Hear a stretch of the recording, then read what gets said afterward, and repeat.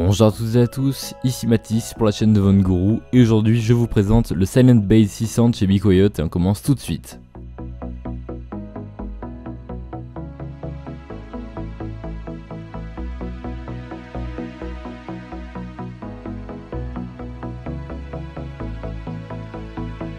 Commençons tout de suite par la façade avant qui comporte une trappe qui laisse apercevoir les baies lecteurs de disques, ainsi qu'un petit rébus 3 vitesses qui se place en haut de cette dernière.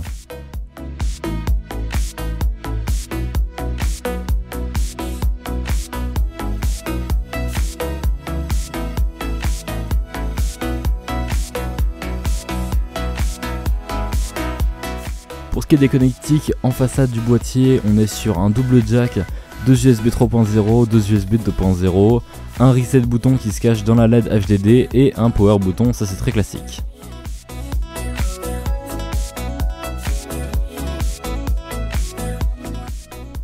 La ventilation est assurée par 3 Be Quiet Silent Wings 2. Donc ce sont bien des Silent Wings, donc ça va être vraiment très efficace pour le refroidissement. En façade, vous pourrez en installer 2 de 140 mm. Sur le dessus, vous en avez un d'installé que j'ai remplacé par mon water cooling, mais vous pouvez mettre des water cooling jusqu'à 280 mm ainsi que 2 140 mm évidemment.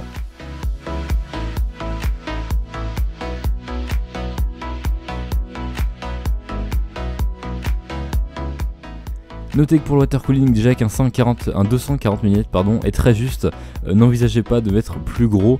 Pour ce qui est du water cooling custom, ça va vraiment être dur parce que moi ça passe vraiment au millimètre. J'ai dû même resserrer le ventilo arrière pour que le water cooling passe, donc c'est vraiment inenvisageable de faire du water cooling custom dans ce boîtier.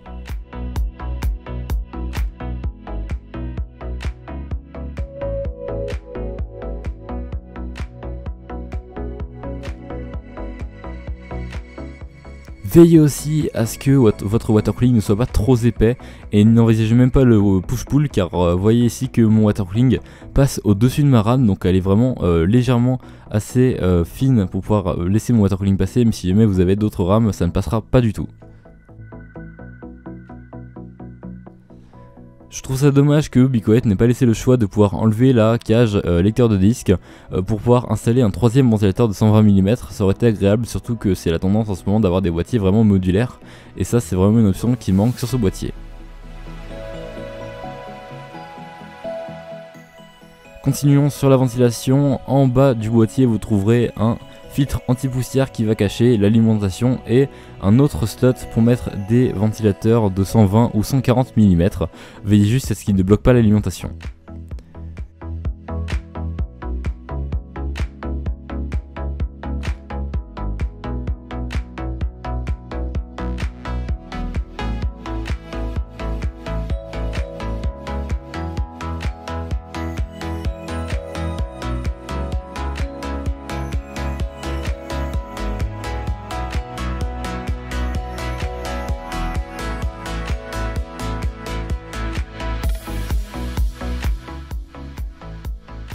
Malgré cela, les builds dans ce boîtier restent vraiment très propres. Il y a beaucoup d'emplacements pour faire passer les câbles. Vraiment, j'ai mon build. Franchement, je suis vraiment très fier. Le boîtier en soi est vraiment très clean. Vous aurez suffisamment de place derrière pour faire passer des câbles simples. Les miens sont plats, donc j'ai de la chance. Mais si vous voulez mettre des câbles mode, ça va déjà être plus dur car il n'y aura pas assez d'espace, je pense.